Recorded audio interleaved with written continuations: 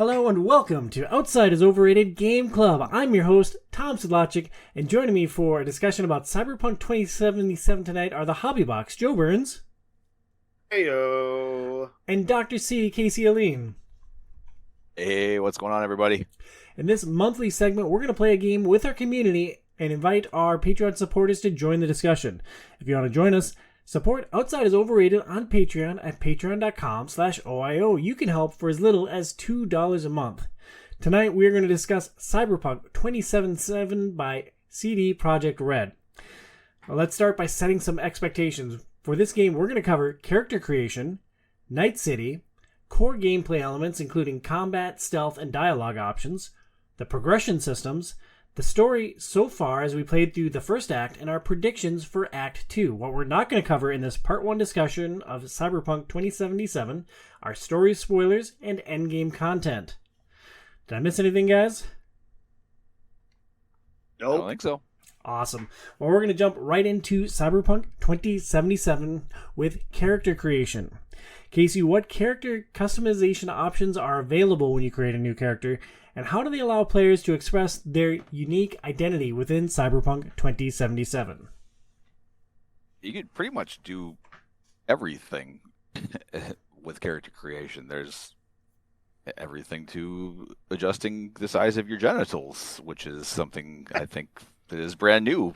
But, like, for me, I think Diablo 4 did a better job with character creation. I think they had a lot more options. I think the weird thing for me was in Cyberpunk, unless I missed it completely, sure, you can adjust the size of your breasts, you can adjust the size of your genitals, but you can't actually adjust the size of your character. Like, if you wanted to make your character more athletic, if you wanted to make them skinny and look like they were drugged out or something, I don't know, you didn't have that sort of option. It was like, you have this base build, you can customize hundreds of facial features, hair, all that sort of stuff, but you couldn't really do anything with the body size, which I thought was really weird. And that's very interesting because, even going back to Tiger Woods 2001, you could make your character tall, short, fat, thin. But in Cyberpunk 2077, you're locked into V's body type. You can be male or female, but you are predetermined what size you're going to be. Burns. Yeah, I mean, and that's, I don't know. It's funny that you said Diablo because I felt the Diablo, I always ended up making the same looking character regardless, and any other ones I tried looked like garbage. I created two female sorceresses, and they both ended up looking almost exactly the same because everything else just looked stupid to me. And in that game also, depending upon what class you pick, they're a very specific body type, and you can't change anything about that either. It was really just tattoos and hair were the big things that you could change with that. I think with Cyberpunk, it's, other than the novel approaches to genital size, and, maybe in Cyberpunk 2078 you can have a lilt or anything like that too, or, try to get even more exact on that, make one boob bigger than the other. I don't know. Well, Burns, we've been playing games together for a long time for this show and just in life in general. And I've lost track of the number of times that you've said that you wanted to adjust your character's pubic hair. So you finally can live that fantasy of either having a landing strip or being bare or so this is the greatest gaming achievement of all time, isn't it? Being able to adjust your genitals and your pubic hair. I mean, it's still just a character creator to me. The only time I ever got jazzed about a character creator was in WWF Warzone or Attitude, when you could create a bunch of different wrestlers, and then that was cool because you're trying to make somebody look exactly like someone that's not in the game, or a bastardized version of one of your friends or one of your friends' aunts, stuff like that. In this, I don't know, especially seeing as how, you see V if you look in the mirror or look down at yourself, I guess. That's about it. So it kind of in Fallout 4 where they gave you the option to create your character for the first time. It really doesn't matter because you don't see yourself for 95% of the game, if not more. I mean, should we care that there's nudity? I have a really weird bug that I want to discuss, but do we care that there's nudity in character creation? It's oh, well, Cool. My Lady V has a huge chest. Awesome. Like, doesn't matter. Should we care? Should that even be a discussion point in 2024? I think from the standpoint of, like, say you are a young kid dealing with sexuality issues and you are, you're trans or whatever. I think like being able to actually create a character that is trans is something that's pretty awesome. Yeah, that's great. Representation matters, and it's awesome that you have that option here. Yeah. Other than that, like for me, it really didn't do anything because you really don't see it at all in the game. And I know I was going to mention this later, but like unless you look in the mirror, you get different clothing and stuff, so you can customize your character even further with their wardrobe and things like that. So you can see your nakedness in all of its glory. And even I, like, actually for a period of time I played the entire game. Well, not the entire game, but for about a good hour I played the game naked and I didn't realize it because you don't see yourself. But the first time I went into the apartment, I went into the closet and I started customizing outfits, and I customized an outfit, but I never equipped it. And then I went into the part where you manage your equipment, and I took all the clothing out of my bag. So I had no clothes in my bag, but I had an outfit, and I was running around, and I didn't realize I was naked until I sat in a chair in one of the clubs, and I could see my legs, and I had no clothes on, and I was like, "Oh my God, I'm naked running around the city." So, like, I didn't know I was naked, but here I was, like, just stark ass naked, running around the city. And nobody said anything. Nobody batted an eye. So, like, what does that say about Night City, right? Exactly. Just another day. Yeah. So, I don't. So to backtrack, I don't think it doesn't add anything to the game other than I think it is cool that you are able to do that if you chose to do that.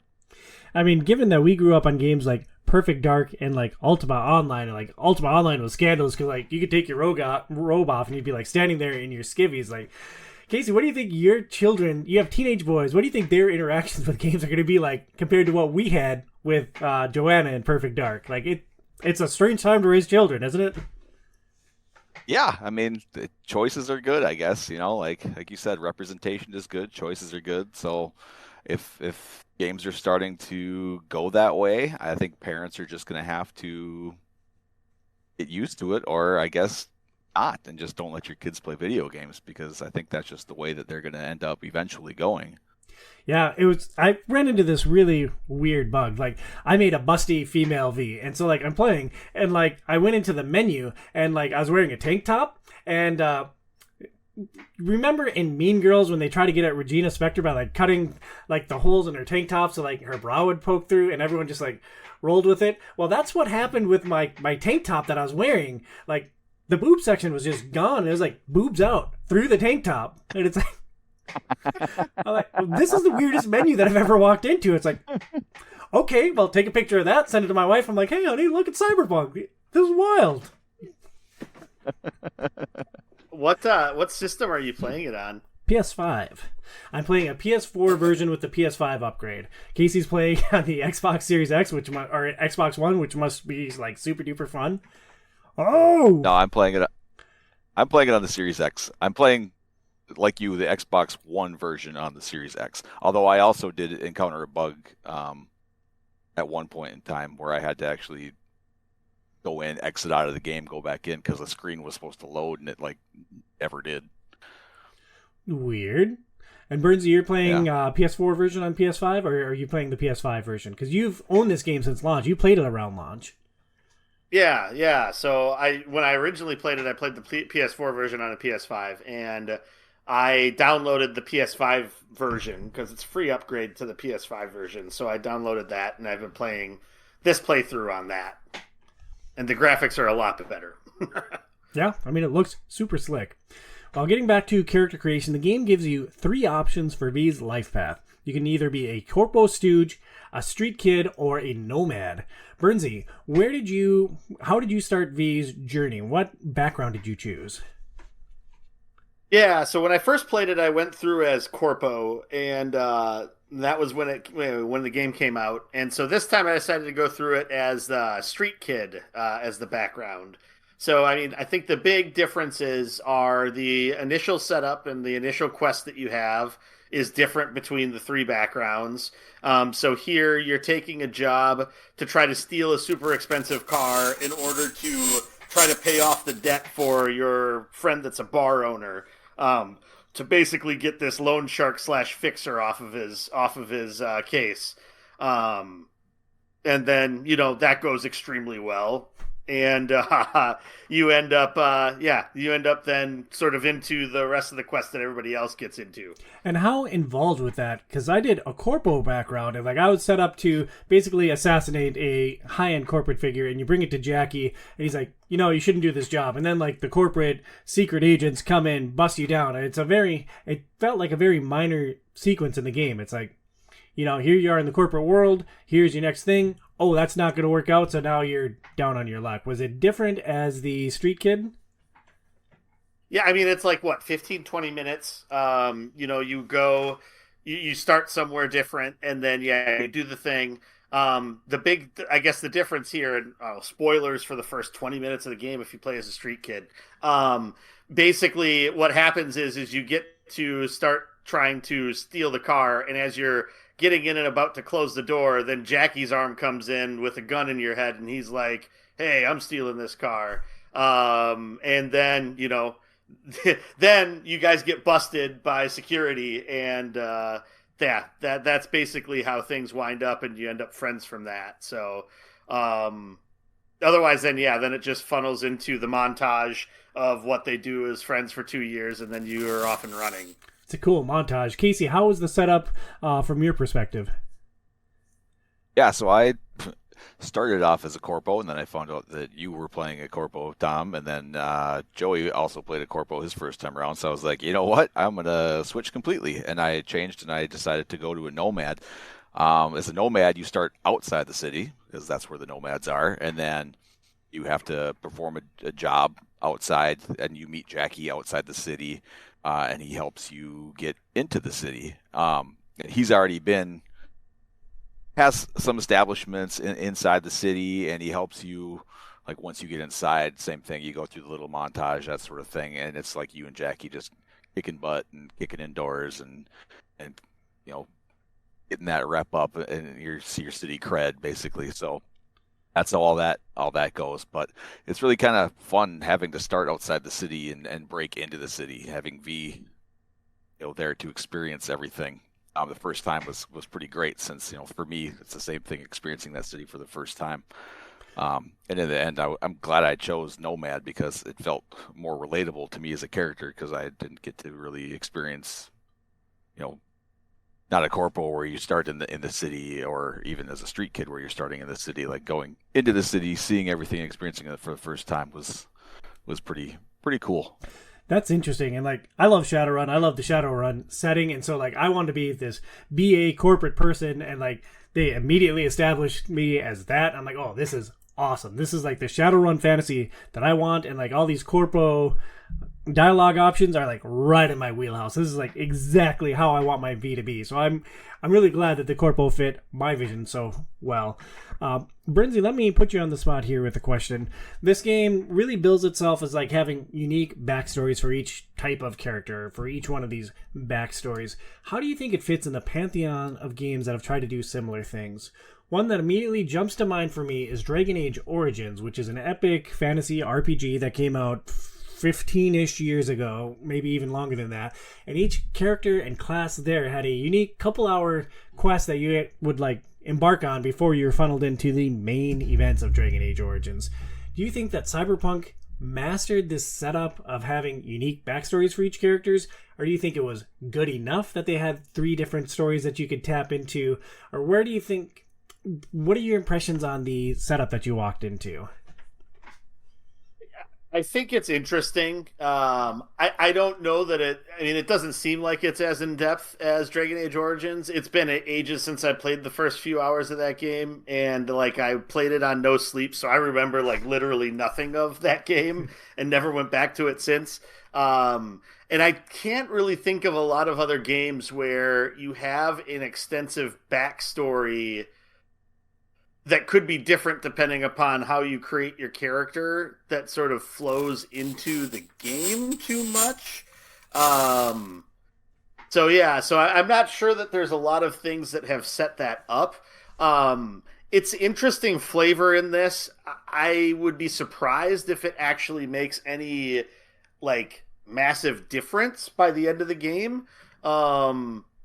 Maybe it does. Maybe there are a lot more things that tie into that background or those connections that you had as that type of character before the actual story of Cyberpunk 2077 starts. I guess we'll have to wait and see. But at this point, other than the little vignette that you start off with, and then dialogue options that you get throughout the game in different instances depending upon your background, it doesn't seem like there's a whole lot else that's different. Maybe there's quests that are specific to those backgrounds too. I'm not sure. We'll find out as we play into it this coming month. Yeah, I think it's intriguing and it's very streamlined how they did it. I'm glad that it didn't drag on or overstay its welcome. But it just made me think of Origins and what a fantastic opening that game was. As far as building our initial characters, Casey, how did you allocate your initial skill points and how did you envision your character? You're on mute, my friend.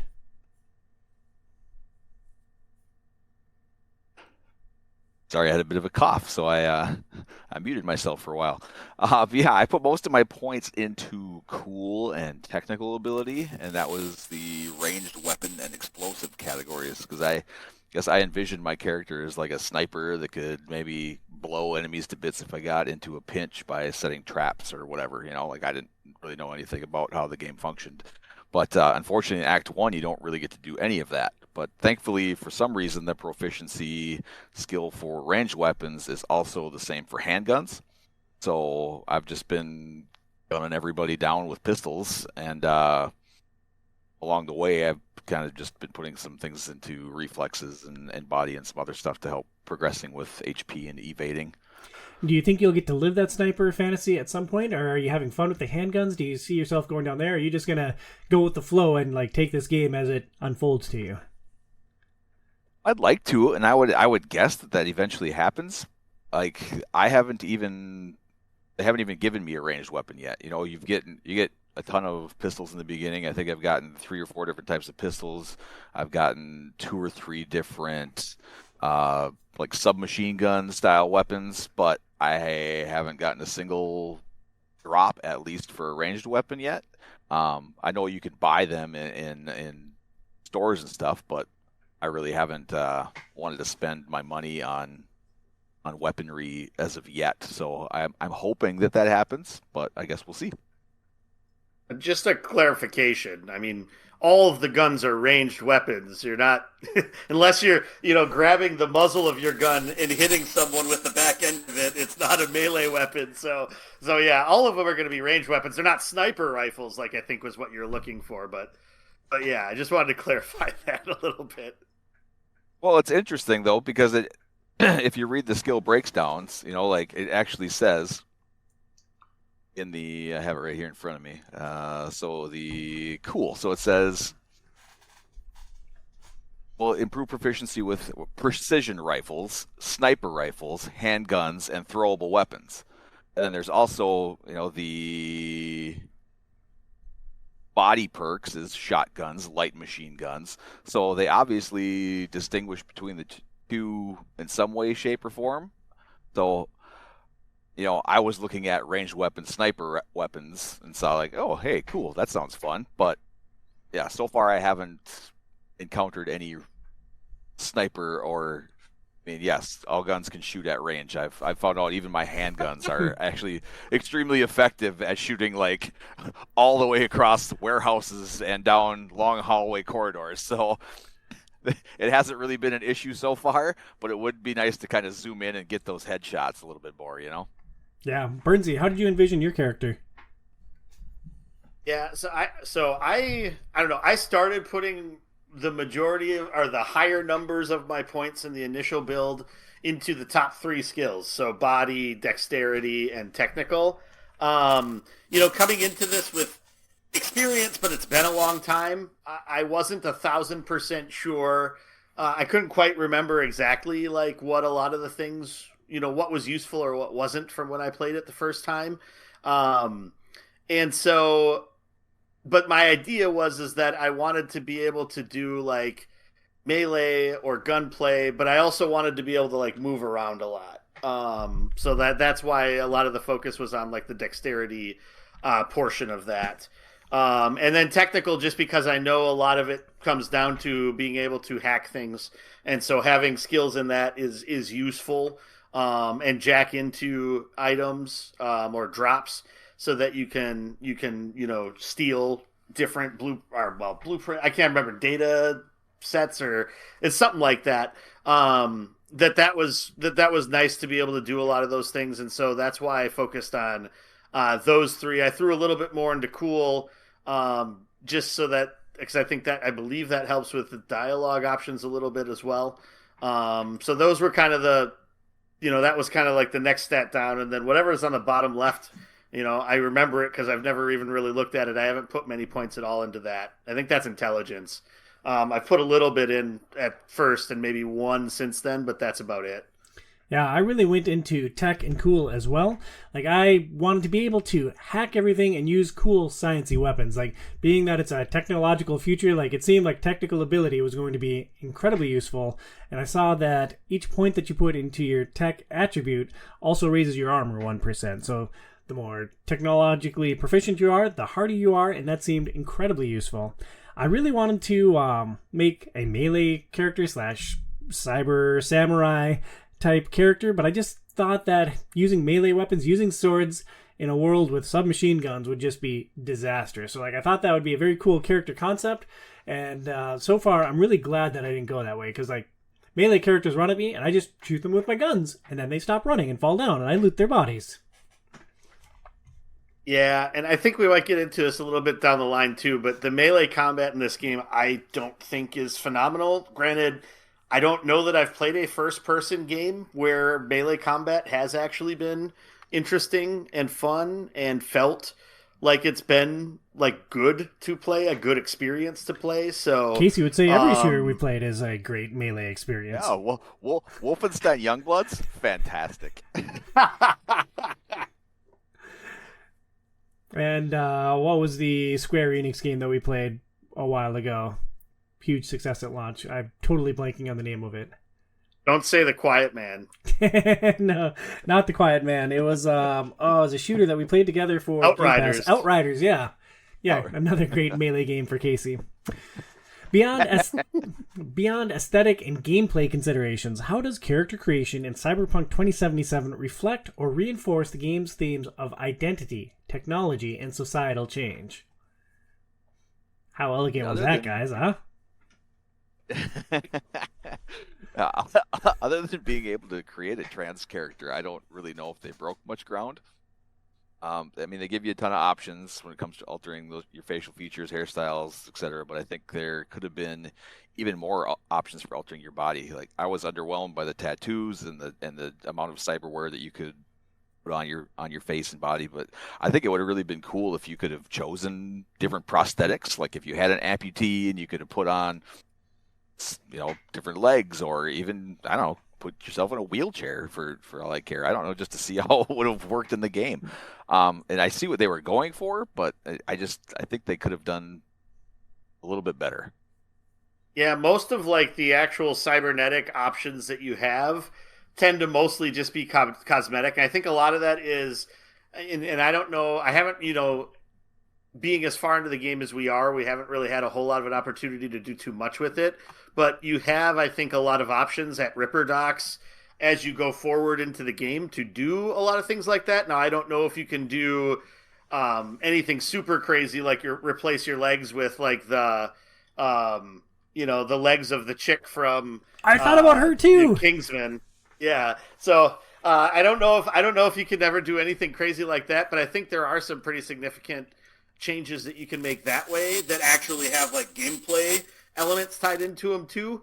So I think that's why they didn't let you go too deep into it in the character creator, so that you had more leeway to do that and actually have a gameplay purpose sort of roped into that. when you make that choice when you buy those upgrades at Ripper Docks. So I think that's where they were going with that. Otherwise, I will agree with Casey that you know it has a lot of hairstyles and things that make it look like Cyberpunk in my mind. Not that I have a lot of background in what Cyberpunk is, but it's kind of one of those things you know it when you see it. And so I think it has a lot of options like that. Otherwise, a lot of it basically seemed um, like just window dressing that you don't get to look at too much. And so it was nice to have those options, and I can see how it would be empowering for some people to be able to play as a person that they want to be in the game if they're looking for that. But otherwise, aside from that, I don't know that there's a ton to it. Yeah, and it's interesting that you use the term window dressing. I feel like it really reinforces that people are supposed to look a certain way. Like we're all supposed to be skinny and have like a certain like build to us, and like walking around Night City, like it is a very lean city. It's like, oh, either like there's major food shortages or like people just do a lot more cardio, or I don't know exactly what, but it feels like it's reinforcing that there's societal pressure to look a certain way. And I just thought that was interesting, and it's something that stood out to me wandering around the city. It's all that synthetic meat that people are eating, It just doesn't have the protein, so they can't get the gains that they need. Somehow Jackie got them, but nobody else got them, Yeah, Dex got them too. Or they're all Yeah. they're all in Ozempic. Casey, did you realize that you can eat and drink in this game? Yes. Nice. Yes, I did. I haven't done it yet. I purchased a drink from one of the bars, and I never drank it because I haven't found the need to alter my stats with alcohol yet. Yeah, I spent a lot of time rummaging in the trash, so I have quite a few energy bars on me. Let's spend some time talking about Night City. Cyberpunk 2077 presents a dystopian vision of the future with themes of corporate control, inequality, and technological excess. How does Night City reflect these themes, and what commentary does it offer for contemporary society? I mean, so the cyberpunk setting definitely leans into that corporately dominated future that's predominant in sci-fi.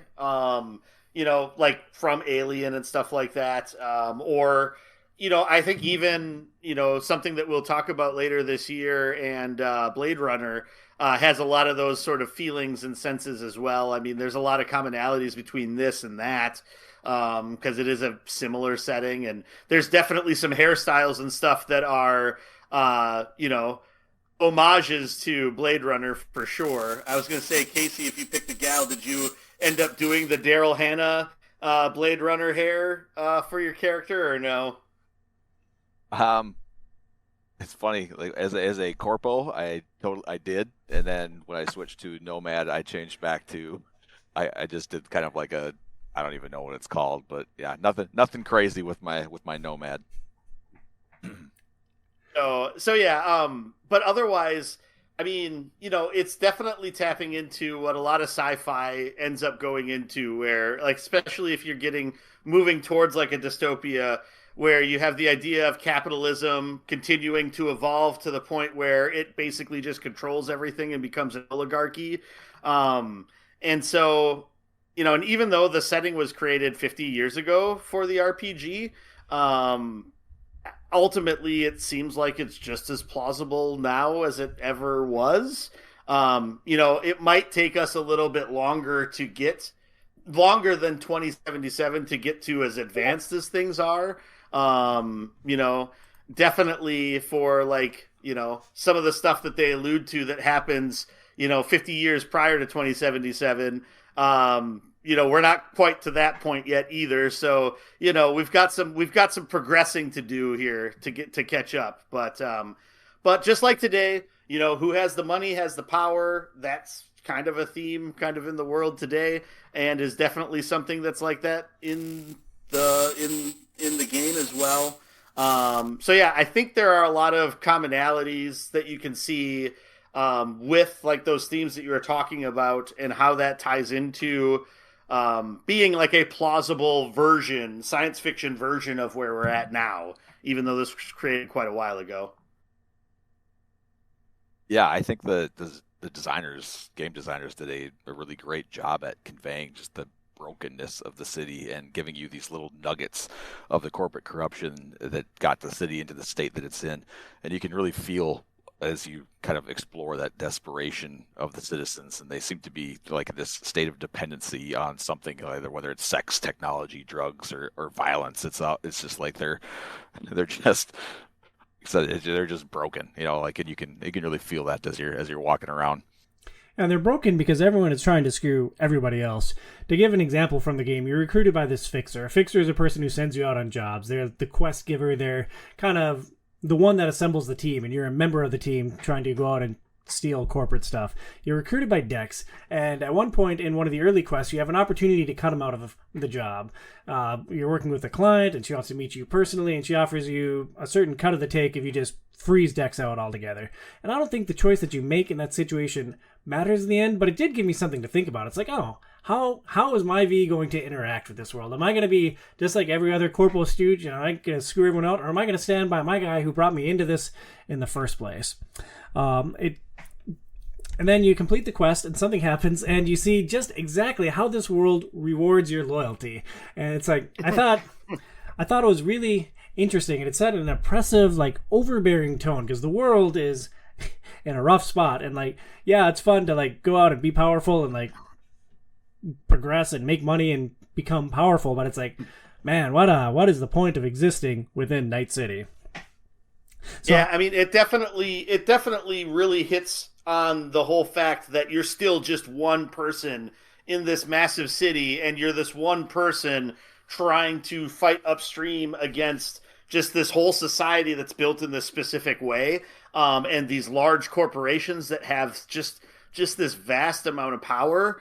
I think the interesting thing with the Street Kids start is that you run into that twice, basically, right? Because you do your first little mini mission, and then that kind of comes down on you pretty hardcore really fast. And so then, you get into then the sort of main quest line of Act 1, and you start to run into that again as you go through that as well. And so yeah, it definitely does set that tone. It does definitely set that tone early on here that way.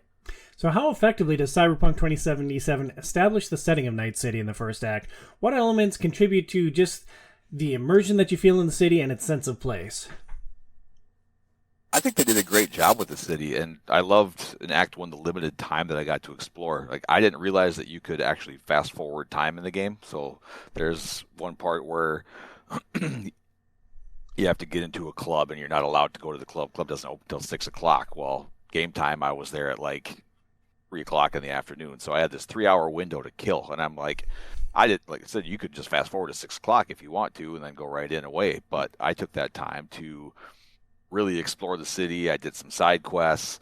I basically, anything that was a different color than me on the map, I interacted with. So I fought gangs, I killed cops. I basically, everything that I could interact with, I tried to interact with. And during that time, that was super fun. So, we're going to get into it later, but I'm really looking forward to Act 2 and seeing where the story evolves. But I'm also really looking forward to exploring Night City a little bit more and seeing what it has to offer as well. Yeah, I was going to interject with another point, but I'll bring it up on the next thing that we're talking about. I think that the city is just amazing. I love Shadowrun, and I have always loved Shadowrun, and this puts me right into a Shadowrun adjacent world, and I think it's just phenomenal. Everything that I've touched so far has been just absolutely what I wanted from a Shadowrun game.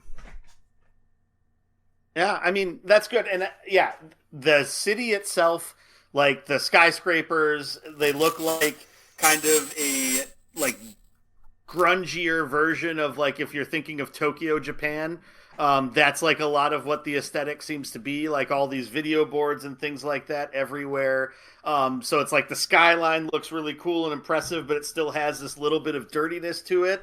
And then when you get down to street level, it's just all a mess, right? There's just people all over. Some seem to be somewhat well-adjusted. yeah, like Casey was saying, you've got gangs running around doing things, and they're all marked out because your optical implant is basically saying, hey, you kill these guys, the Night City PD is going to give you some money, and that's great. And you'll be driving around and you'll randomly see a shootout between cops and gangs in different spots. And I think sometimes there's just things put out in the world just to have them out in the world. But then there's other times where they'll put like sort of interesting little things kind of right near where there's a quest, so you can stumble upon it as you're going to that. So for instance, there's a guy that's outside of where you go to meet the Ripper Doc, and for the first time, Vic, and he's basically spouting off about like how everybody's lost their way, and everybody needs to kind of go away from all this technology and so on and so forth. And it's just really cool that they plop that character kind of down right there to kind of spout a lot of that off to show that flavor within the world. I think one of the other really cool things that came out with the Street Kid sort of background, and the little bit of a buildup that kind of comes with that, is how much V and Jackie just like love Night City, which is not something that you would actually think people living there should actually like, because it seems like a kind of cruddy, oppressive place. But it's like they have this sort of optimism of like, this is like their land of opportunity. Like they're going to be able to sort of take things into their own hands, make a big score, and then be able to become big players in Night City by doing all of that. And so sort of living through kind of that aspect of them, I think is really interesting also.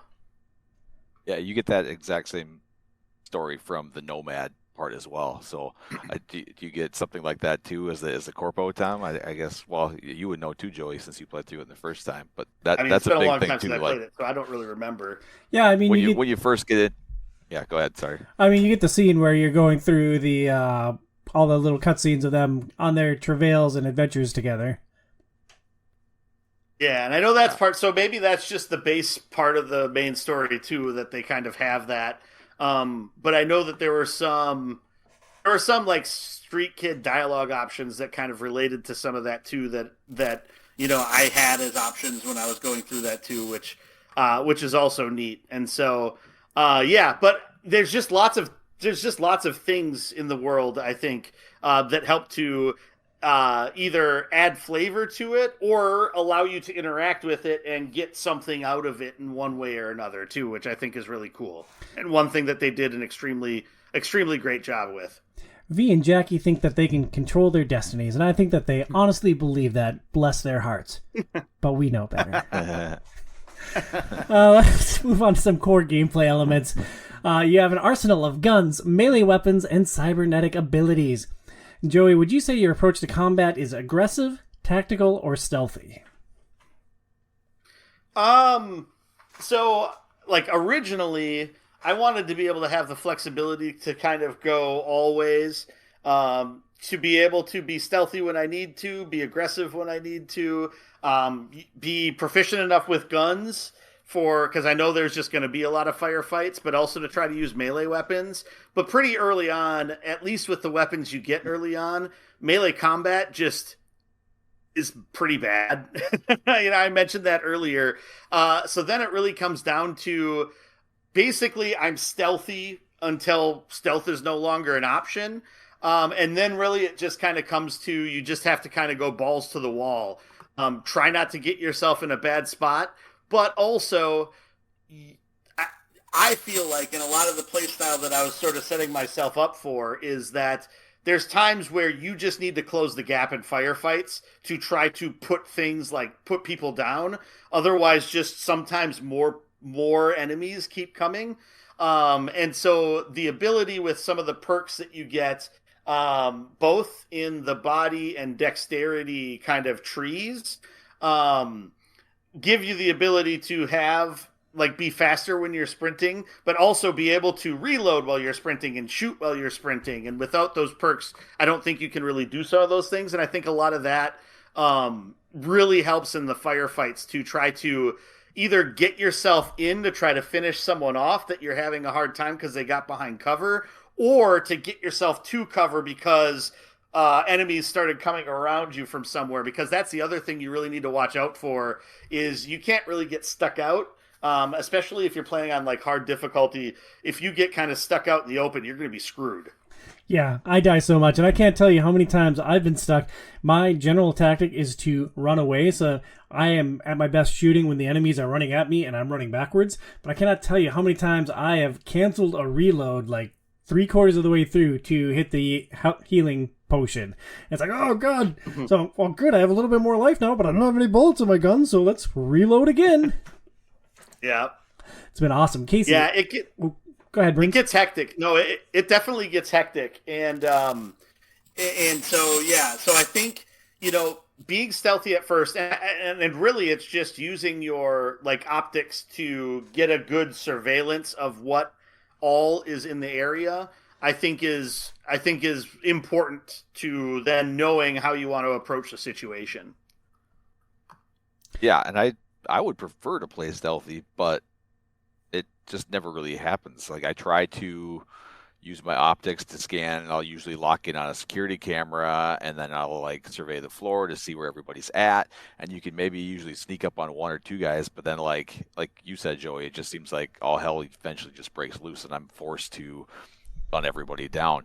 But yeah, the build that I'm using right now, I seem to always run out of RAM, so I can usually only always do maybe one camera, maybe one trap explosion, something like that, and then I'm completely out and I can't do anything else. So, I mean, if you respec and did that, I think it would be a little bit easier, but it's, for me, it hasn't been too difficult because I'm playing on normal, since like both of you guys are playing on hard, so I'm able to just kind of, when stuff does hit the fan, I'm able to just kind of go in there and get behind cover and not take too much damage.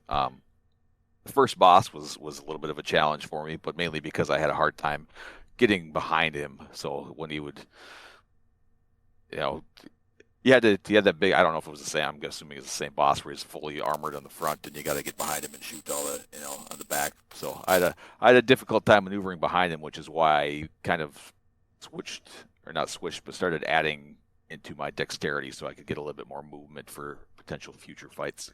That's funny. I shot him with a pistol from far away head on. I'm playing on hard, and I'm finding that when I get into a firefight, I die. So stealth has been crucial for me. And it is hard because you have RAM early on. You can only do so many things. Like I have 4 bars of RAM, and so I can deactivate one security camera. That takes one of my bars, and I usually distract enemies, which takes 1 to 2 bars, and I'll do ping, which will show you all the enemies in the area, and that takes 2 bars. And then that's it for the RAM, and then I'm on my own to try to figure out the environmental puzzle for the right path to knock out, murder as many dudes silently as possible to try to even the odds. Well, and I mean, the RAM does come back over time. So midway through the firefight, if you have the opportunity, if you're able to get down behind cover for a moment, then you could pop up and do something else, right? So sometimes, for instance, if you have a dude that's almost dead, but you can't quite get a good shot on him, if you can lock onto him with your optics and then do an overheat to him, so that'll just eat off the final amounts of damage on him. I think that's sometimes a good option in those instances as well. Like you said, I've been playing on hard. Until the final mission of Act 1, I really didn't die that much. I feel like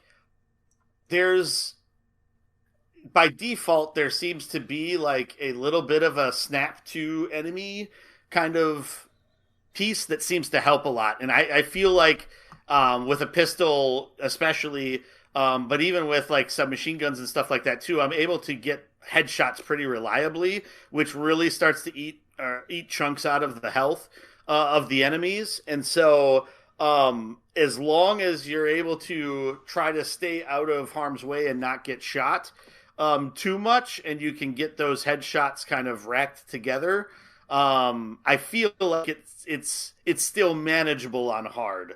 But it's not forgiving. So if you get yourself stuck out in a bad spot, you're probably going to get taken down.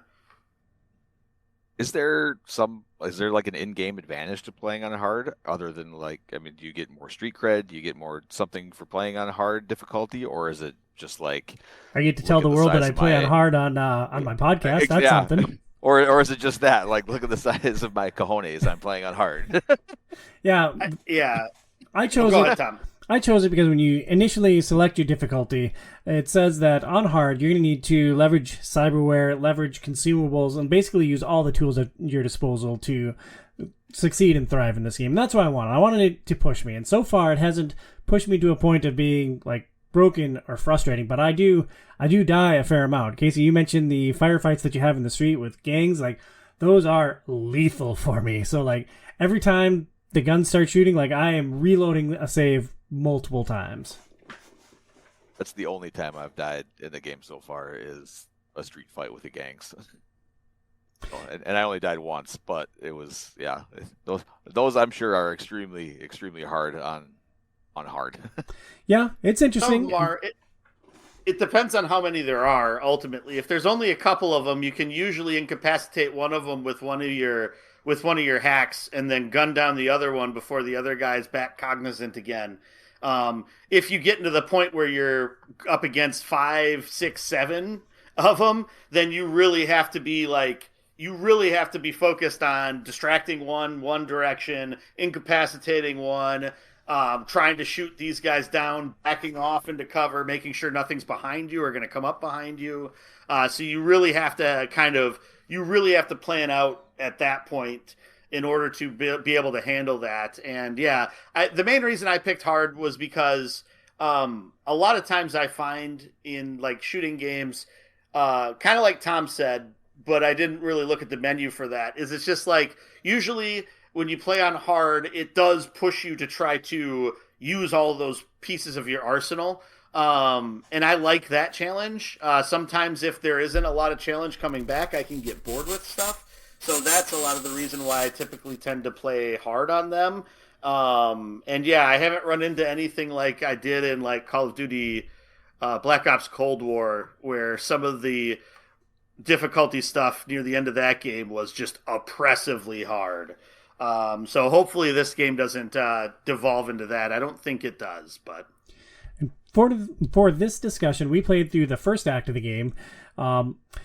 The moment-to-moment gameplay is fun. The shooting, the going on the missions, everything is really tight and good. How do they evolve through the first act? And how do they impact player agency and immersion as we moved through the first act of the story? yeah, I feel like as you as you play through the game and as you kill more enemies, you start to get an idea of how you want to approach like different fights. So that's one thing. I think also as you kill different types of enemies, you end up getting increases to different types of skills because of different gear that they have.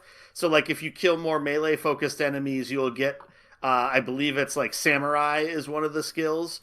So you'll get like increases to that. And I think that's a really cool mechanic. I haven't seen like the effects of that per se as I've been playing. Like I haven't noticed, oh yeah, this is considerably easier now that I have a few ranks in this skill. I haven't really noticed that necessarily yet, but I think that that's a really cool mechanic, how that works. And I notice as I pick some of those things up when I loot different corpses, that it's telling me that is leveling up. And I also like how as you're getting near the end of Act 1, you tend to get more dialogue options because you have 6 technical skill. So you're able to actually say this to this person, talking to them on a technical perspective about this. Or because you have so much body, you can say this type of thing. Or if you have this much cool, you can say this, and it really gives you the ability to lean into that from an RP perspective. Similar to like what Tom had said earlier, I don't think any of those things that you're saying drastically change how anything plays out. There might be some instances where there's little pieces of that, but it's still really cool to see that as you go through. And it's like, oh, okay, what I'm doing with my character is actually giving me something in the game because of what I was doing. Even if it's not supremely impactful, it's still really cool to see that feedback when you're going through there. And also, as you increase your technical skill, there's certain computers and drops that you can't access unless you have like 6, 7 technical skill. So there's also more options than that you're unlocking because you've been leveling that up, which I think is also cool to have as within the game also. Yeah, the leveling is really cool. I like seeing those skills pop up. So, Casey, how's your plan of sniping evolving through the first act? Good, right? Yeah, I mean, I learned. No, not so much. I learned pretty quickly that my dream of sniping people from afar was not going to happen. So it seems like the first act is kind of pigeonholes you into two different things. You're either hacking to get through and setting traps and stuff for everybody on the level, or you're kind of forced into this close combat experience with pistols and melee weapons. But I'm hoping as the game evolves, so do the different gameplay options, and it seems like Joey kind of mentioned, like that's going to, I think, eventually happen. At least I hope it does. I thought the first act was somewhat limiting in this game. There are a couple of main story missions, and there's a lot of side content that you can see on like your job list, but a lot of it is gated off because the opening area is under quarantine during the first act. Yeah, I mean, there's still a lot of side stuff to do, even if you just look at the map of that opening area. There's all sorts of things on there that you can go and do. There's multiple side gigs that you can go to do. There's cyber psychos that you can go to take down in the first act. Those are incredibly difficult, but rewarding once you finally take them down. I definitely died a few times to the first one of those as I tried to figure out exactly how I needed to approach that fight. But I think there are quite a few different things. Not as many as are going to open up once we get into Act 2, I'm sure. But there is still a lot if you wanted to kind of dig into some of those side gigs. And Casey, were you aware of all of that side stuff that was available in Act 1? Yeah, I did in my 3 hours of in-game exploration. I found a couple side quests. One particular memorable one where a guy had a penile implant that went awry and was causing him extreme pain, and I ended up failing it miserably because I don't know if anybody else find driving in this game kind of hard. I don't know, but like the car that you're in, you're sitting back and your vision is kind of limited. So I ended up running headlong straight into a police barricade, and the guy just completely bailed out. So then I got in a massive firefight with all these police. So not exactly the way the side mission was intended, but it was still fun. But yeah, I did see there's a whole bunch of different ones that you can access, or you look on the map and you can set your pin. And I thought it was really cool too that they do have fast travel in this game. So there's different, if you need to get to the other side of the map, you just fast travel to the other side of the map. So I thought that was awesome that they instituted that right away, and you didn't have to do anything special to unlock that. So that was good. So I didn't have to drive everywhere. It's interesting. I didn't look at the map in the entire first act. I did not look at the map. I went to the jobs list. I went in the journal. I'm jobs, and here's all of my side jobs. And I'm oh, well, this is gated off. We're in quarantine, so we can't do this. And I'm oh, well, here's the thing that I can do that's moderately dangerous. Mark that. Follow the line on the map. Summon my car, and boom, I'm there. So it's interesting that I just missed all that side stuff. And then when Act 1 ends, you get into Act 2, and I'm oh, well, this is where we're going to stop for the show. So then I open up the map. I'm oh, well, I'm right next to this, thing where I can go steal something for someone. It's oh, all right, cool. I'll go do that real quick. Yeah, I looked at the job list once or twice, but is this the first time you've played an open world game, Tom? I mean, you always look at the map and see what are all the things I can touch around me. That's open world game 101, Tom. Yeah. Apparently, I don't know where my head was at. I just, didn't look at the map the entire first act. Great. I was gonna say you always give me crap for playing games wrong. I mean, come on, what? Yeah. I don't know. I guess I got a lot of stuff to do in Act 2. It's going to be great. So this question... Oh, how the tables have turned. One other thing I wanted to jump in and say, actually two things to what Casey was saying. The first thing that with that quest, like the thing that made that quest like especially funny to me is that the character that is that side quest, and the person voicing that is a well-known YouTuber whose name is Jesse Cox, which makes the penile implant even funnier. And so that I just instantly recognized his voice, and I know that they did that with a few different content creators for the game. So it'll be interesting to see if there's any other ones that I recognize as I do some more of the side content as it goes through the game. And with driving, thankfully, the driving actually is one thing that they've improved quite a bit since the first game, since the game originally launched. But my recommendation is you change your camera so you're out behind the car as far back as you can get so you can actually see things, because trying to drive first person is a fool's errand. It's impossible to try to really know where you're going and control the car with any consistency if you're trying to drive in first person. I will do that. Yeah, I didn't know that you could change your camera in the car. That will be tremendously helpful. Yeah, change it, and it remembers what you change it to every time you go into the car after that. So, because I actually really enjoy the driving now. It used to be a lot more finicky when the game first came out, but it's actually pretty decent. It's still, it leans more towards the GTA side of things, where, you know, you feel like you're mostly in control of the car. You're not going to really be able to drive if you're trying to, like, stay between the lines and make a very perfect corner. Like, that's just not going to happen. You don't care about the stoplights. You just care that you can get around the cars that are caring about the stoplights. And you just kind of roll with things from there. So yeah, those would be my tips to approaching driving in it. But I think like the engine sounds in the game are phenomenal. Like it, and especially with the haptics on the PlayStation 5, like when it does like the gear shifting and you can feel that in the trigger, like I think that is just really cool with how they leveraged that functionality for the driving, and it makes it quite a bit more immersive, I think. Not that you can feel that, Casey, but it's cool. My controller vibrates. Awesome. We've reached the PlayStation 2 level of technology. I had another note in the show notes about stealth, but I think we covered that pretty effectively. Like, for me, it's just essential to try to even the odds before the bullets start flying.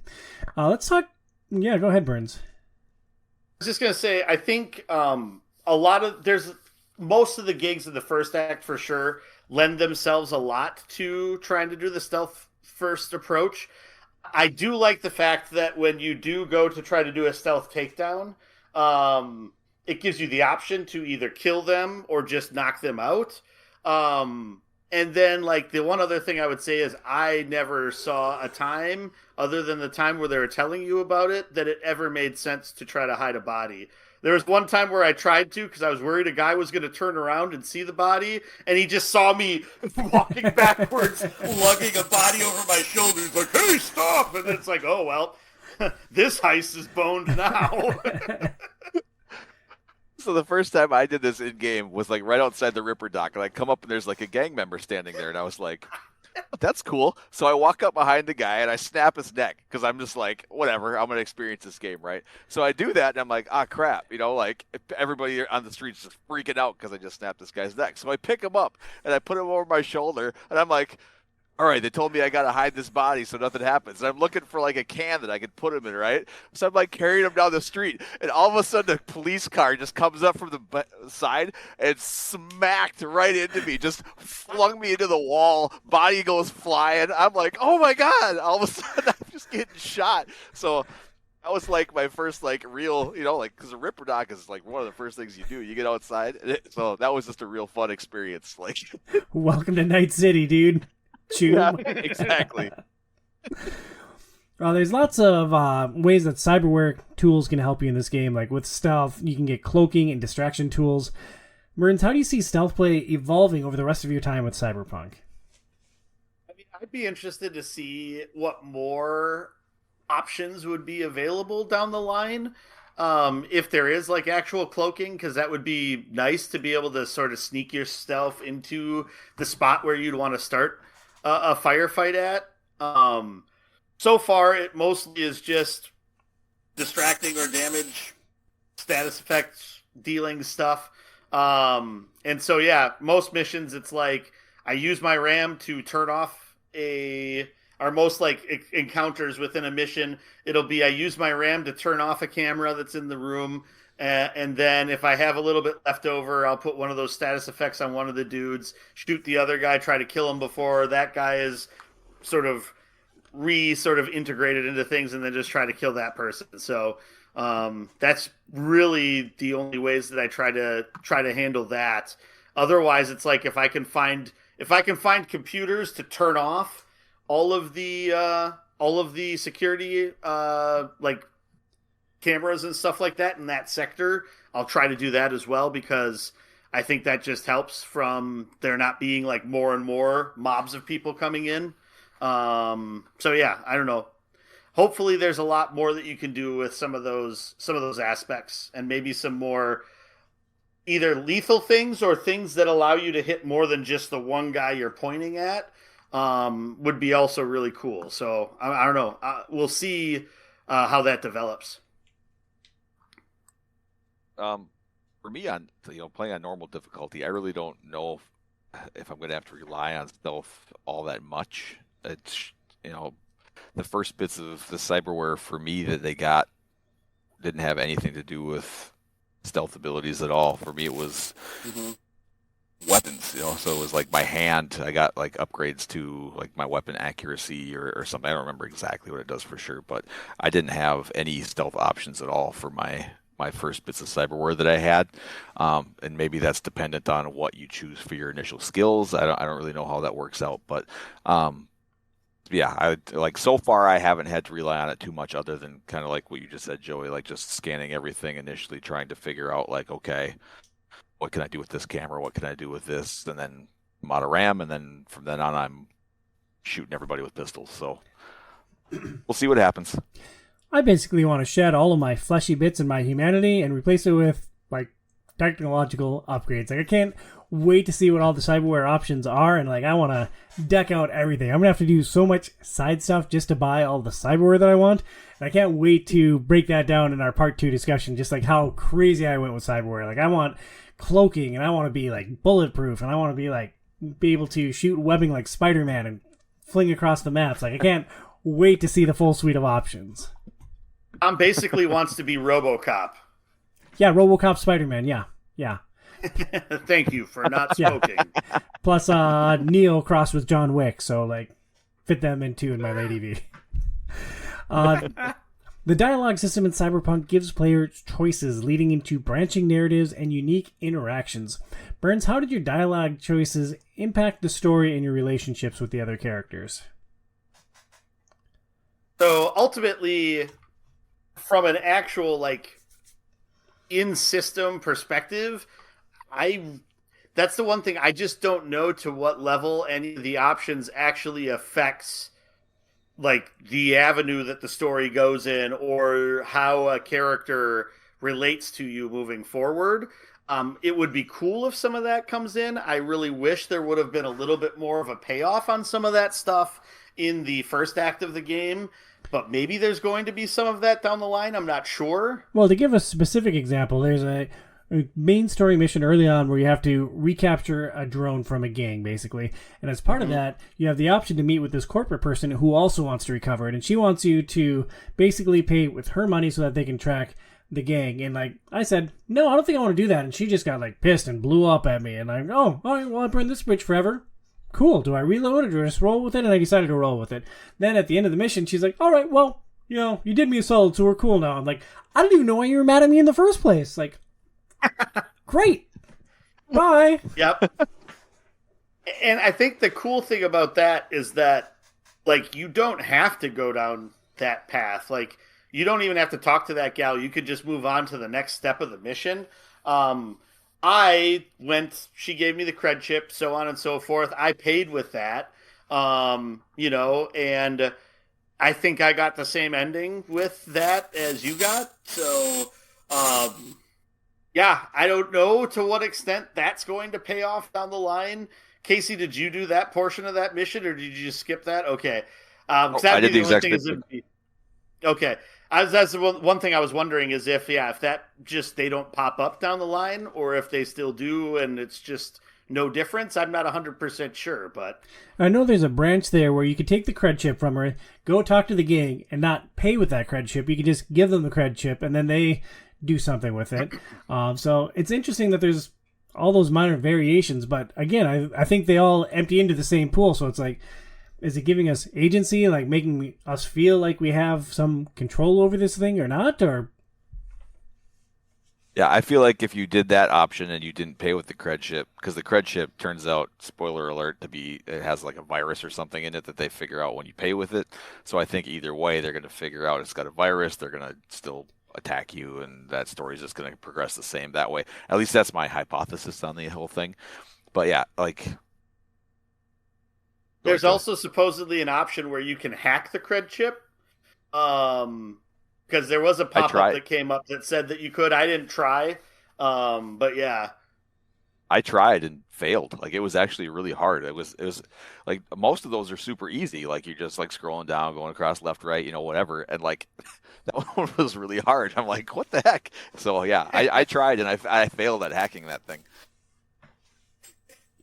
Yeah, I think most of with the dialogue, it's like you guys said. I feel like there's not like no matter what choices you make, it's kind of all seems to go the same way. And like even like just in the simple dialogue, like you choose one and then a lot of times it forces you to choose the other one anyways, right? So it just kind of all ends up being the same. And like for me as a nomad, I always tried to choose my nomadic option if there was one, and then eventually like when my core skills got high enough, if there was one that like had to do with body or technology or whatever, like I would usually choose those routes because I don't know, they just kind of made the most sense to me anyways. But yeah, I just think like I don't know. In the end, I don't know how much of an impact it has. yeah. I think that's the best aspect of it is just that it kind of like we were talking about before with the player agency. It gives you the feeling that hey, I earned this option, and this is an option that sounds better to me. So like that, it sort of creates the meta narrative in your head as to yeah, this was the way I could play through this because of the decisions I made. Even though you're still playing through the same exact thing.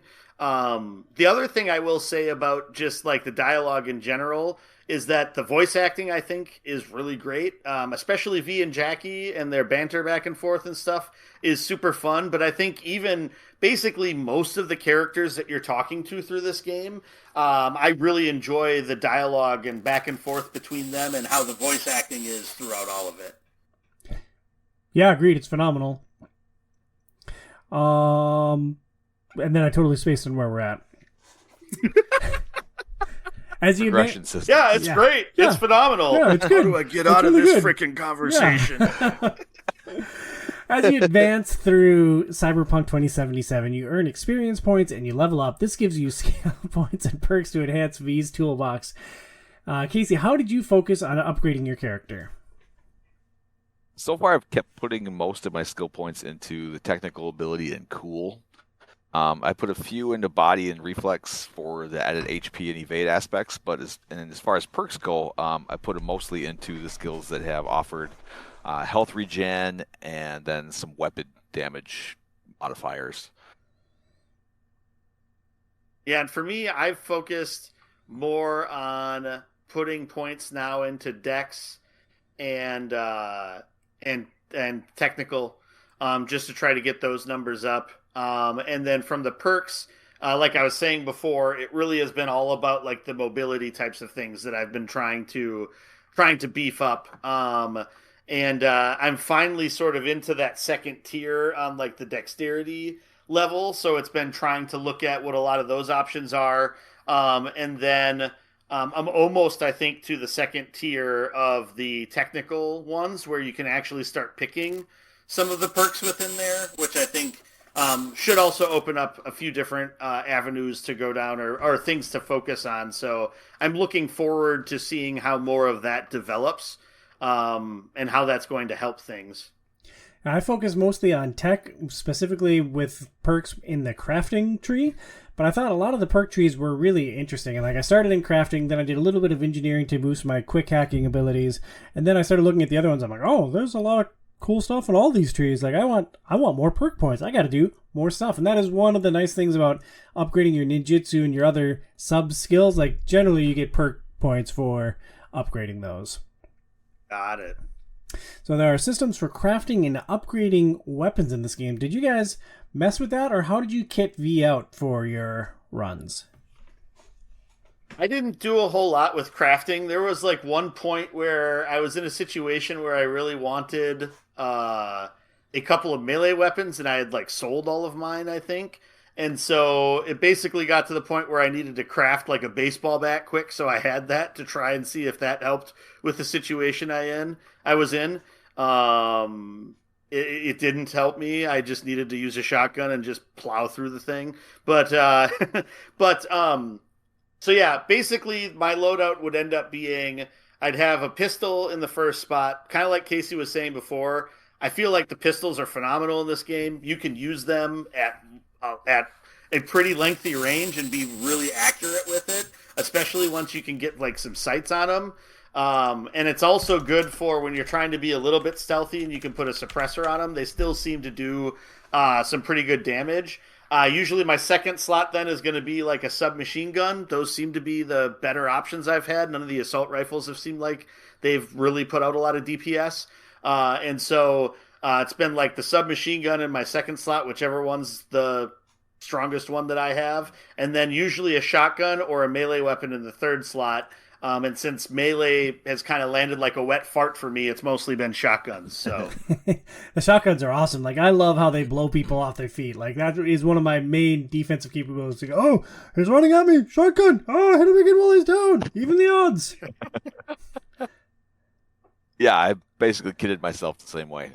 I use pistol. I don't know, 90% of the time. I almost never have to feel like I have to use a shotgun or the assault style weapon. But as far as crafting goes, I haven't gotten too much into it. I just started doing it a little bit right at the end. I made a scope for one of my pistols, and then I just crafted a whole bunch of armor to restock after that first boss fight. I got pretty low on my pistol armor, so I crafted a whole bunch of that. You mean your pistol ammo? Ammo, not armor. Yes, sorry. Other A word. I really want to take care of my gun, so I just encase it in armor, and then they can't shoot my gun from me, and it's awesome. It's really heavy, but it's impenetrable. It's a big bubble around it. And kind of building off what you were saying, Tom, with the shotgun, the body dismemberment in this game is pretty up there, and I think that both those and grenades can make a real mess out of some situations. I do really like that both the grenades and the healing are on just recast timers, basically, so that you don't have to worry about having, stock in a lot of those things. You basically just have to wait for those to replenish in order to throw more of them. I thought they were on a stock. I thought that I had just stockpiled a bunch of each. Nope. I'm pretty sure they're basically, you get 2 of your health and you get 2 of your grenades, and you get different types of grenades that you can switch between. No, I've got like 10 grenades that I walk around with. Like, I have 10 of my incendiary grenades. I don't know. I don't have any incendiary grenades, so maybe some of the more advanced ones do outside of that. But I was pretty sure that they would just regenerate over time. Like, that's what I've been noticing happened. Maybe I'm just not paying attention to things correctly, but that's the way that I thought it worked. I could be wrong. Yeah, I think I've just been stockpiling incendiary grenades and bounce backs because I find them all over. Because one of the first perks that I picked up was it automatically disassembles all the junk that you pick up. So I'm like, I'm in every trash bin, I'm in every corner, I'm in every pile of crap, and like, so I found a lot of stuff, and so I think I've just lined up a lot of those like bounce back healing potions. So I have like 17 to 20 of them that I carry with me at all times. It's interesting to me that you guys haven't done much with the crafting, because I think that's really fun. Like that auto dismantle so that you get components is great. You find a lot of guns, you can break those down to get more components, and like I'm really enjoying the crafting elements of this game, and I need to get my levels higher so I can make like more cool stuff. Yeah, part of it probably comes down to the fact that I didn't notice that there was a perk to just disassemble all that stuff, and I haven't done really any disassembling of things. And I don't know, I guess I just haven't felt like I've really needed a lot of those, or to really build a lot of things yet at this point. But maybe as we go forward, I will. I mean, I'm planning on trying to dig into it a little bit more to see what options I have with it. Yeah, I've built all my clothes. I've leveled everything up as much as I can by like using components to upgrade your unique items. I think it's pretty rad. So we'll talk a little bit about the story now.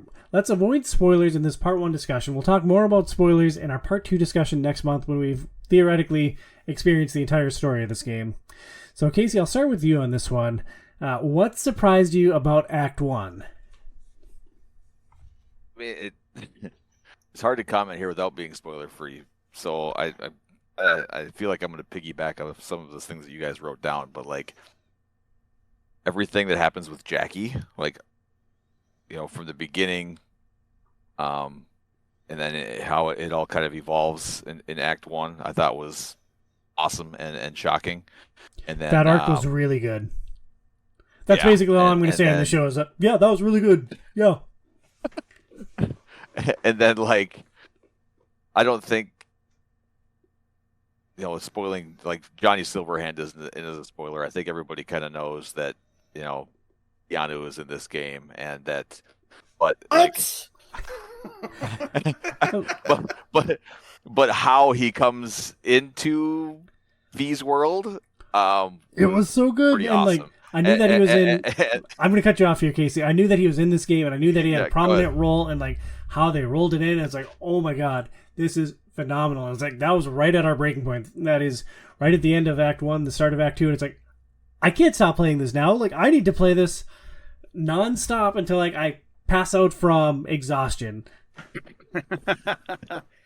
Yeah, it was really, really cool, and that, like, just it's super hard to not, like, you can't talk about it too much, otherwise it's gonna spoil like what it is. But just how he comes into V's life, and like what he is, and everything is it's pretty amazing. And I'm really looking forward to Act 2 and seeing how it all evolves and works out and what happens.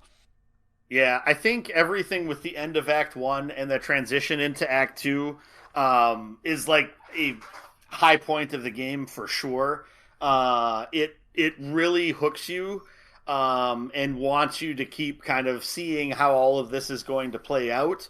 You know, just the way that kind of the balance of power shifts and who your friends are shifts, it seems. I think is really kind of interesting and cool. And the game does a really good job, especially at that point, but a lot of other times too, of creating some really crazy set piece moments that you have to play some role in. And it's just over the top and just bonkers at times.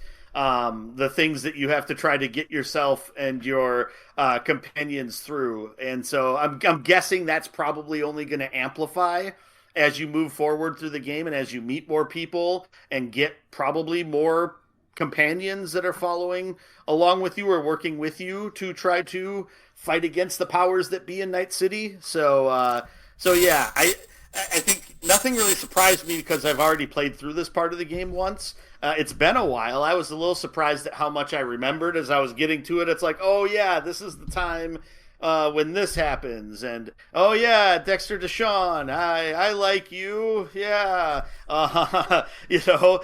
So you know, I was remembering things as I was playing through it, which was kind of fun to experience it again. You know, and everything played out the way that I remembered it as it was like coming back to me as I went through it. There wasn't anything that jumped out to me that was different because of any choices I made, which was something we also kind of talked about a little bit there. And I think it's fair to say that the first act packs an emotional punch. Was that punch still there the second time you experienced it? Yeah, I mean, I knew what was happening, but it was still really cool to play through everything and sort of see how it played out and try to pick up different pieces of it. So yeah, I still enjoyed it. I don't know if it's the type of game that it's like, oh, I finished it. I need to go back and try to play through it again and see what other things I could find. I don't know that that would be the case unless there are some groundbreaking like decision points that would like take you down a completely different path down the line in the game. I know there's people that love the game that have played it over and over and over again from some different things that I've seen online. But yeah, I don't know. It's super strong at the beginning here, and I'm guessing that that's just going to continue moving forward. Because I know a lot of people's like favorite like companions in the game, like we haven't even met yet. So awesome. Well, let's speculate a little bit. Like I have no idea what happens from this point further. I've been on blackout mode for this game for years. So what do we predict is going to happen in Act 2? Burns, we'll start with you. So yeah, I'm guessing right after I pick it back up, V's basically gonna say, "Yeah, I'm done. I'm gonna go to Club Med and just sort of sip some Mai Tais for the next few weeks and just sort of see what happens." No, I'm guessing that V is going to continue to like double, triple, quadruple down on the path that she's going down and continuing to sort of butt heads with the people she's been butting heads with. And is going to have the opportunity to try to be like the people's savior of Night City and try to, pull a bunch of people into her plot with her and sacrifice everything to try to take others down. It sounds like you view a very generic RPG from this point forward. Yeah, I mean, there's going to be some interesting aspects to it. I don't know that I really expect anything like drastic to happen. I don't know what to really expect, to be honest. So what is your feeling going to be like if you get to the end and it's just layer cake? Well, there is DLC, so I don't know that it'll be completely that, but I guess we'll see what happens. Casey, what do you see happening in Act 2?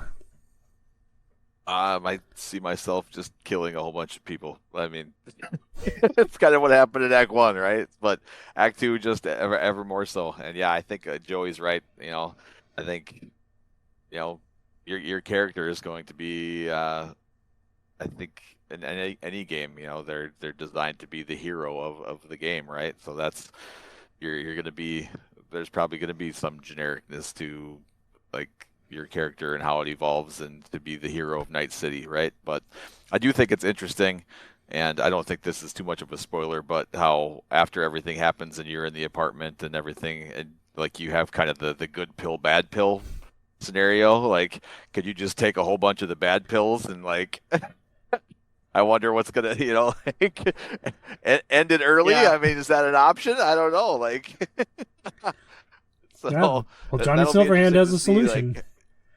Yeah, so I don't know. But yeah, I think it's just going to be a lot of mayhem, a lot of killing, a lot of I don't know. Here we go and see what happens. I am curious if that actually becomes a choice or if that's just something that continues to pop up in the narrative, but you don't really choose between the options with that. I don't know. It would be interesting if you had a little more of an ability to decide to, suppress things or lean into them. I don't know. Yeah, I mean, sometimes games do that. Far Cry 3 had a secret ending where if you just sit in a chair and do nothing after you meet like the main antagonist, like the game ends. So, it would be fun to see something way out of left field. My big, bold prediction is that I'm going to end up as a robot. Like, I'm going to get so much cyberware, like I'm going to lose my humanity, maybe upload my consciousness to the cloud. Robot or an android, Tom? The goal is to get rid of all the squishy bits, so I will be just like the Terminator, and I will be a robot. Bernsey, what are you going to accomplish over our next month with this game before we record our P2 discussion next month? Yeah, I mean, ultimately, the hope is to beat the game and get through it all and not get sidetracked doing minor stuff too much of the time, which with games like this, I tend to fall into that trap a lot. So yeah, the hope is to try to finish it. If I'm being like, super, Ambitious. if I'm thinking like pie in the sky, I'll be able to play some of the DLC too and see what that changes. Get a little Idris Elba into my life. That'd be a good thing. So Yeah, and not via the Dark Tower, right? Casey, what are you going to accomplish in the next month? I'm hoping to beat it. Unfortunately, I don't know how realistic it is. With my time, I feel like I'm going to have to just mainline the story, which I don't really want to do. But I'm looking forward to getting as far as I can, and it's a game that I wanted to play for a long time. I'm really enjoying it so far. So hopefully I can beat it. Yeah, I want to see everything. I want to touch everything. I want to do all the side stuff. So I would say there's a very high chance that I get bogged down with side stuff and don't actually end up finishing the story. So it'll be interesting to see where we come in next month. I will have pressure to beat the story so that we can discuss it. But Casey, your overall impressions on the overall package, and how does it stack up versus Diablo 4, which I think is your favorite game that we've played for the podcast? Yeah, I mean, they're obviously super duper different. So far, I'm extremely impressed. I mean, I've put way more time into Diablo 4, obviously, and right now I would still put Diablo 4 above this, but I think this has a real chance in the end, depending on how this story progresses and whether or not I like the way the story progresses, that this could potentially pass that up. I think it's a great game. I'm really glad that I waited to play it and have a polished version. Although I did say once I had one glitch where I had to restart, but it wasn't game breaking by any means. It wasn't. It was better than Marvel Avengers, I'll tell you that. Yep. But yeah, everything that I've experienced so far has been really fun. And I'm excited to see where it goes. for me, I originally played the PS4 version on my PS5 at launch, and luckily I didn't run into a whole lot of issues. I had a couple of crashes and stuff like that. It's definitely been more stable now. I haven't had any crashes. I've had a couple of weird things that always tend to come down to whether the reticle is going to come up to allow me to push the button to open a door or to go down an elevator or something like that. One specific spot was in V's apartment trying to go into the storage room. Oh my God. It took forever to try to get that so it would pop up. So it's like, okay, yeah, open. The finger finally popped up so I could click it. I couldn't get up the elevator. I'm like, how do I get to the apartment? Yeah. Like the first time I'm like, this is the touch screen, right? Like, can I touch it? Can I shoot it? Can I stab it? Do I have a knife? Like, is there a rock that I can pick up and hit this thing? And I think I saved, left the game, reloaded, and then I was able to go up. But it was very confusing for me. Yeah, so that's really the only thing I've run into. Otherwise, it looks great on the PS5 version. And I'm glad that was a free upgrade. I mean, they had a lot of make good to do, so that was an easy one for CD Projekt Red to say, okay, yeah, we have this PS5 upgrade. I mean, most of you couldn't really play it on PS4 anyway, so you bought it. Here, get it on the better system if you bought the better system. So far, I would still say I prefer Witcher 3 to this. Some of that's maybe just a little bit more of a proclivity towards fantasy as opposed to sci-fi. Some of it also is just the fact that, you're playing Geralt, who is a defined character, who has a defined personality that you can sway some, but it just makes a much more interesting character than, a semi-silent protagonist. Now, it's not really a silent protagonist in this, and V has been interesting at least, but we'll see if that changes as I get through more of the game moving forward. Yeah, I'm loving Cyberpunk 2077. I think it's awesome. Do you think this is a possible game of the generation contender? I think that's the It's potential so- to be like the narrative so far has been awesome for me. That's the Yeah. most important element of a game, but the gameplay is also super duper fun. So like, I have loved what I've experienced so far. The weird question that always comes with that is which generation does it count towards? Since it came out on PS4, and that was kind of the main thrust of the game.